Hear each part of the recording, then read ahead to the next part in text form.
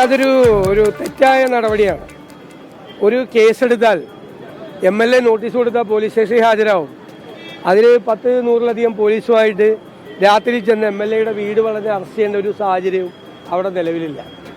അപ്പോൾ അത് മുഖ്യമന്ത്രിയെയും മുഖ്യമന്ത്രിയുടെ ഓഫീസിലെ ഉപജാപക സംഘത്തിനെയും വിമർശിച്ചാൽ എന്തും ചെയ്യും എന്നുള്ളൊരു മെസ്സേജാണ്.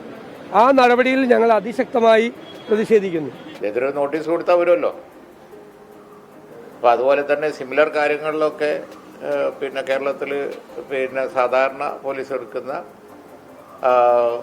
അതിർവരമ്പുകളൊന്നും പാലിക്കാതെ വലിയ ഒരു ക്രിമിനൽ ആക്ടിവിറ്റിയെ നേരിടുന്ന തരത്തിൽ പോലീസ് സന്നദ്ധത്തോടു കൂടി വന്ന് വലിയ അറസ്റ്റും കാര്യങ്ങളൊക്കെ അത് ഇപ്പോൾ പ്രതിപക്ഷത്തിന് ഒരാളായതുകൊണ്ടാണ് അങ്ങനെ ഉണ്ടായത്. പൊതുമുതൽ നശിപ്പിക്കുന്നതിനെതിരെ അതിശക്തമായ നിയമമാണ് ഇന്ന് രാജ്യത്ത് നിലവിലുള്ളത്.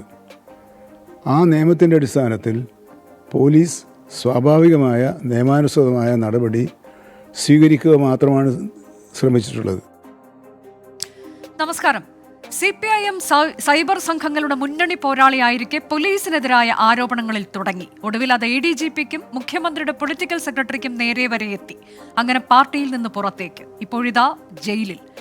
DFO ഓഫീസ് ആക്രമിച്ച കേസിൽ PV അൻവർ MLAയെ വീട് വളഞ്ഞ് അറസ്റ്റ് ചെയ്തത് ഇന്നലെ രാത്രി അതിനാടകീയമായാണ്. 120-ലേറെ പോലീസുകാർ ഒതായിലെ അൻവറിന്റെ വീട് വളഞ്ഞായിരുന്നു അറസ്റ്റ്. ഭരണകൂട ഭീകരതയെന്ന് അൻവർ വിശേഷിപ്പിക്കുമ്പോൾ രാഷ്ട്രീയ പ്രതികാരം തീർക്കലെന്ന് പ്രതിപക്ഷ നേതാവ്. പൊതുമുതൽ നശിപ്പിച്ചതിനാണ് അറസ്റ്റെന്ന് ചൂണ്ടിക്കാട്ടി സർക്കാർ പ്രതിരോധം തീർക്കുന്നു. റിമാൻഡ് റിപ്പോർട്ടിലുള്ളത് ഗുരുതര കുറ്റങ്ങളാണ്. പിടികിട്ടാപ്പുള്ളിയെപ്പോലെ എന്നതുപോലെ രാത്രി വീട് വളഞ്ഞുള്ള അറസ്റ്റിൽ സർക്കാർ കാട്ടിയത് അമിത ആവേശമാണോ? അറസ്റ്റ് PV അൻവറിന് രാഷ്ട്രീയ ഉയർത്തെഴുന്നേൽപ്പാകുമോ? ന്യൂസ് ഈവനിംഗ് വിശദമായി ചർച്ച ചെയ്യുന്നു. സ്വാഗതം പ്രേക്ഷകർക്ക്.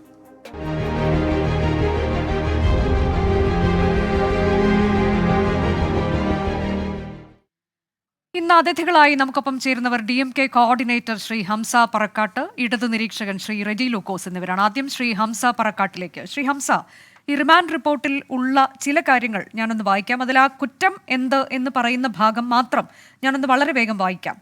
ആനയുടെ ആക്രമണത്തിൽ ആദിവാസി യുവാവ് മരണപ്പെട്ട സംഭവത്തിൽ പ്രതിഷേധിച്ച് 1-ാം പ്രതിയായ നിലമ്പൂർ MLA PV അൻവറുടെ നേതൃത്വത്തിൽ 2 മുതൽ 5 കൂടിയ പ്രതികളും മറ്റു പ്രതികളും അന്യായമായി സംഘം ചേർന്ന് ലഹള നടത്തി 5-ാം തീയതി 11 മണിക്ക് നിലമ്പൂർ നോർത്ത് DFO ഓഫീസ് കോമ്പൗണ്ടിലേക്ക് അതിക്രമിച്ചു കയറി DFO ഓഫീസിന്റെ മുൻവശത്ത് സംഘം ചേർന്ന് കുത്തിയിരുന്ന് മുദ്രാവാക്യം വിളിച്ച് പ്രതിഷേധിക്കുന്നതിനിടെ 1-ാം പ്രതിയായ നിലമ്പൂർ MLAയുടെ സാന്നിധ്യത്തിലും പ്രേരണയിലും 2 മുതൽ 5 കൂടിയ പ്രതികളും മറ്റ് കണ്ടാലറിയാവുന്ന പ്രതികളും നോർത്ത് DFO ഓഫീസിലേക്ക് അതിക്രമിച്ചു കയറിയും ആയത് തടയാൻ ശ്രമിച്ച ഡ്യൂട്ടിയിലുണ്ടായിരുന്ന പോലീസുകാരെ തള്ളി മാറ്റിയും നിലത്തിട്ട് ചവിട്ടി പരുക്കേൽപ്പിച്ചും ഔദ്യോഗിക കൃത്യനിർവഹണം തടസ്സപ്പെടുത്തിയും DFO ഓഫീസിലേക്ക് തള്ളിക്കയറി അവിടെ ഉണ്ടായിരുന്ന സർക്കാർ മുതലുകൾ അടിച്ചു തകർത്ത് 35,000 രൂപയുടെ നാശനഷ്ടം വരുത്തിയതായി വെളിവായിട്ടുള്ളതാണ്.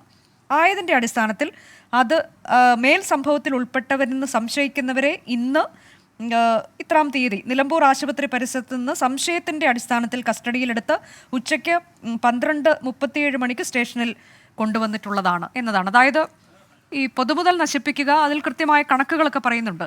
കൂടാതെ കൃത്യനിർവഹണം തടസ്സപ്പെടുത്തുക, പോലീസിനെ ചവിട്ടി താഴെയിട്ട് എന്നൊക്കെയുള്ള തരത്തിൽ ഗുരുതരമായ കാര്യങ്ങളെല്ലാം പറയുന്നുണ്ട്.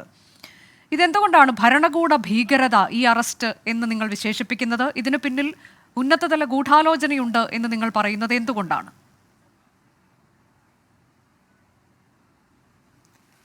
അനുജ, ബഹുമാനപ്പെട്ട LDF കൺവീനർ കുറച്ച് മുമ്പ് പറഞ്ഞ പത്രസമ്മേളനം നിങ്ങൾ ശ്രദ്ധിച്ച് കാണും. കുറച്ച് വഴുകിപ്പോയി വന്നു, കുറച്ച് നേരത്തെ ആകേണ്ടതായിരുന്നു എന്നാണ് അതിൻ്റെ അർത്ഥം. അതിൽ നിന്ന് തന്നെ വളരെ വ്യക്തമാണ് ഇത് ഗവൺമെൻറ്റും പിണറായിയുടെ പൊളിറ്റിക്കൽ സെക്രട്ടറിയും ആസൂത്രിതമായി നടപ്പാക്കിയ ഒരു ഗൂഢാലോചനയുടെ ഭാഗമാണ്. അവിടെ നടന്ന സംഭവം അദ്ദേഹത്തിൻ്റെ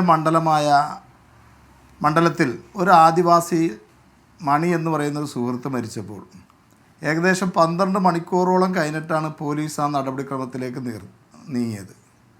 സ്വാഭാവികമായും അതിനെതിരെ ജനങ്ങളിൽ നിന്ന് ഉയർന്നു വന്നൊരു പ്രതിഷേധം, അദ്ദേഹം 3 ദിവസമായി വയനാട് പാർലമെൻറ്റ് മണ്ഡലത്തിൽ നടത്തിക്കൊണ്ടുവന്ന ഒരു ജാഥ, സ്വന്തം മണ്ഡലത്തിലെ ഒരു പ്രവർത്തകൻ മരിച്ചപ്പോൾ അതുകൊണ്ട് ആ ജാഥ മാറ്റിവെക്കുകയും ഈ വിവരത്തെക്കുറിച്ച് ആരായുന്നതിനും അന്വേഷിക്കുന്നതിനും വേണ്ടി നിലമ്പൂർ ടൗണിൽ പോലീസ് സ്റ്റേഷൻ്റെ തൊട്ട് മുമ്പിലുള്ള DFO ഓഫീസിൽ ചെല്ലുകയും DFO സ്ഥലത്ത് വന്ന് ഇതിനൊരു പരിഹാരം കണ്ടിട്ടാണ് ഇവിടുന്ന് പോകുകയെന്ന് അദ്ദേഹം ചാനലുകാരോട് പറയുകയും ചെയ്തതാണ്. അതിനുശേഷം അവിടെ കൂടിയ പ്രവർത്തകർ സമാധാനപരമായി അവിടെ ഇരുന്ന് പ്രതിഷേധം, ഗവൺമെൻറ്റിനോടുള്ള പ്രതിഷേധം രേഖപ്പെടുത്തുകയാണ് ഉണ്ടായത്. അദ്ദേഹത്തിന് ഒരു ഫോൺ വന്ന് അപ്പുറത്തോട്ട് മാറിയപ്പോഴാണ് ആരോ പ്രവർത്തകർ, സ്വാഭാവികമാണ്, നിങ്ങൾക്കറിയാം ഈ പറയുന്ന LDFൻ്റെ ഇന്നിരിക്കുന്ന മന്ത്രിമാരും MLAമാരും കഴിഞ്ഞ ടൈമിൽ KM മാണിയെ ബജറ്റ് അവതരിപ്പിക്കാതെ അസംബ്ലിയുടെ അകത്ത് അക്രമം സൃഷ്ടിച്ച് നമ്മളെല്ലാം സോഷ്യൽ മീഡിയയിലും നിങ്ങളുടെ എല്ലാം പത്രമാധ്യമ ദൃശ്യമാധ്യമങ്ങളൊക്കെ കണ്ടിരുന്ന സംഭവമാണ്. എന്ത് നടപടിയാണ് സ്വീകരിച്ചത്? ഇന്നും ആ കേസിന് വേണ്ടി കോടാനുകോടി രൂപ ചെലവാക്കി വക്കീലന്മാരെ കൊണ്ടുവന്ന് നേരിടുന്ന ഒരു ഗവൺമെൻറ്റാണ് ഈ പണി ചെയ്യുന്നത്. നമ്മൾ മനസ്സിലാക്കണം. അദ്ദേഹം ഇന്നലെ ചെന്നതിന് ശേഷം 2 വട്ടം പോലീസ് സ്റ്റേഷനിൽ അദ്ദേഹം ചെന്നതാണ്. ഇപ്പോൾ ഈ റിമാൻഡ് റിപ്പോർട്ടിൽ തന്നെ പറയുന്നു 12:47 4 പ്രതികളെ അറസ്റ്റ് ചെയ്തു എന്ന്. അവരിൽ നിന്ന് അവരുടെ പേര് പോലും ഈ FIRൽ രേഖപ്പെടുത്തിയിട്ടില്ല. 12:47 അറസ്റ്റ് ചെയ്ത പ്രതികളുടെ പേര് പോലും ഈ FIRലില്ല, നിങ്ങളുടെ കയ്യിലുള്ള റിപ്പോർട്ടിലില്ല. ഇന്ന് ഉച്ചയ്ക്ക് ഇപ്പോൾ 2:30-3 മണിക്ക് വൈകിച്ച്, മാക്സിമം വൈകിച്ച് 3:30 മണിയോട് കൂടിയാണ് ഈ റിപ്പോർട്ട് പോലീസ് കോടതിയിൽ ഹാജരാക്കുന്നത്. ഏകദേശം 28 മണിക്കൂർ കഴിഞ്ഞിട്ട് ഹാജരാക്കിയ റിപ്പോർട്ടിൽ പോലും ഈ പ്രതികളുടെ പേര് പോലും അവർ ഹാജരാക്കിയിട്ടില്ല FIRൽ. അപ്പോൾ നമ്മൾ മനസ്സിലാക്കേണ്ടത് ഇത് ആസൂത്രിതമായി ഇന്നലെ PV അൻവറിൻ്റെ വീട് വളഞ്ഞ് 100-100ഓളം പോലീസ് വീടിന് ചുറ്റും കാവൽ നിന്ന് അദ്ദേഹം ഈ ടൈമിൽ പോലീസ് സ്റ്റേഷനിൽ ചെന്ന ആളാണ്. ഒരു നോട്ടീസ് കൊടുത്താൽ അദ്ദേഹത്തിൻ്റെ മണ്ഡലത്തിലെ MLA ഓഫീസിൽ ചെല്ലുന്നൊരു വ്യക്തിയാണ്. അങ്ങനെ ഇപ്പോൾ LDFൻ്റെ നേതാക്കന്മാർക്ക് തലകറക്കവും പനിയും വരുന്ന മാതിരി അങ്ങനെ വരുന്ന ആളെ. സത്യത്തിൽ ഇന്നലെ 7:30 മണിക്ക് അദ്ദേഹത്തിൻ്റെ വീട്ടിൽ നിന്ന് ഞാൻ പോരുന്നത്. അദ്ദേഹത്തിന് സുഖമില്ലായിരുന്നു, അദ്ദേഹം കുറച്ച് റെസ്റ്റ് എടുക്കട്ടെ എന്ന് പറഞ്ഞിട്ട് പോകുന്ന ആളാണ്. ആക്ച്വലി അദ്ദേഹത്തിന് ഇന്നലെ സുഖമുണ്ടായിരുന്നില്ല. എന്നിട്ട് പോലും പോലീസ് വന്നപ്പോൾ മാന്യമായി പോലീസിൻ്റെ അദ്ദേഹത്തിൻ്റെ പ്രാർത്ഥന കഴിഞ്ഞ് പോലീസിൻ്റെ മുമ്പിലേക്ക് ഇറങ്ങി വന്ന വ്യക്തിത്വമാണ്. അദ്ദേഹത്തിന് എന്ത് രീതിയിൽ പീഡിപ്പിക്കണം? അദ്ദേഹം എന്ത് തെറ്റാണ് ചെയ്തത്? ഈ രാജ്യത്ത് ജനങ്ങൾ അനുഭവിക്കുന്ന പ്രയാസം. ഇന്ന് അദ്ദേഹത്തിൻ്റെ മണ്ഡലമായ പോത്തുകല്ലിൽ പുലി ഇറങ്ങി. ഇതല്ലേ ജനങ്ങൾ അനുഭവിക്കുന്ന പ്രയാസം? ഇതല്ലേ അദ്ദേഹം ജനങ്ങളോടും ഈ ഗവൺമെൻറ്റിനോടും നിരന്തരമായി വിളിച്ചു പറഞ്ഞുകൊണ്ടിരിക്കുന്ന? ഇതിനൊരു പരിഹാരം വേണ്ടേ? ഈ പാവപ്പെട്ട ജനങ്ങളെ ആര് സംരക്ഷിക്കും? അദ്ദേഹം ഒരു പരിഹാരം എന്നുള്ളത് ഈ ഓഫീസ് അടിച്ചു തകർത്തുള്ള പരിഹാരം, അതെന്ത് പരിഹാരമാണ് നിങ്ങൾ ഉദ്ദേശിക്കുന്നത്? പൊതുമുതൽ നശിപ്പിക്കുന്നതിന് ഗുരുതരമായ നിയമങ്ങൾ ഈ നാട്ടിലുണ്ട് എന്നിപ്പോൾ വനമന്ത്രി പറയുന്നത് താങ്കൾ കേട്ടല്ലോ. തീർച്ചയായിട്ടും രാജ്യത്തെ നിയമങ്ങളും പോലീസ് ഉദ്യോഗസ്ഥരെയും അനുസരിച്ച് പോകുന്ന ഒരു പാർട്ടി പ്രവർത്തകരാണ് ഞങ്ങൾ. പ്രത്യേകിച്ച് PV അൻവർ MLA. അദ്ദേഹം ഒരിക്കലും ഒരു ധിക്കാരപരമായ നടപടിയുമായി മുന്നോട്ട് പോയിട്ടില്ല. സ്വാഭാവികമായൊരു പ്രതിഷേധം നടക്കുമ്പോൾ പ്രതിഷേധം ഉണ്ടാകുമല്ലോ. നിയമസഭയിൽ ഇവർ സ്പീക്കറുടെ കസേരയും മെയ്ക്കും കസേരകളും മറിച്ചിട്ടത് എന്തിൻ്റെ പേരിൽ, ആരോട് പ്രതിഷേധിച്ചിട്ടാണ്?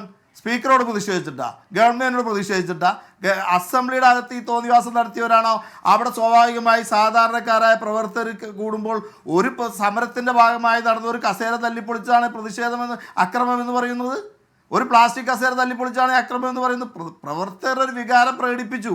അതൊരിക്കലും MLAയോ അവിടെ ഉണ്ടായിരുന്ന നേതൃത്വം അറിഞ്ഞുകൊണ്ട് ചെയ്തതല്ല. സ്വാഭാവികമായി നമ്മൾ മനസ്സിലാക്കേണ്ട എത്ര സമരങ്ങൾ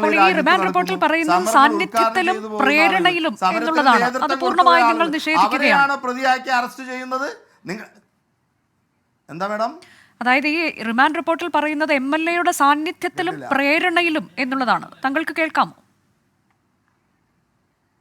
അത് ഒരിക്കലും MLAയുടെ സാന്നിധ്യത്തിൽ MLA അങ്ങനെ പ്രേരിപ്പിച്ചിട്ടില്ല. MLA ഫോൺ വന്ന് മാറിക്കഴിഞ്ഞപ്പോഴാണ് സംഭവം നടന്നത്.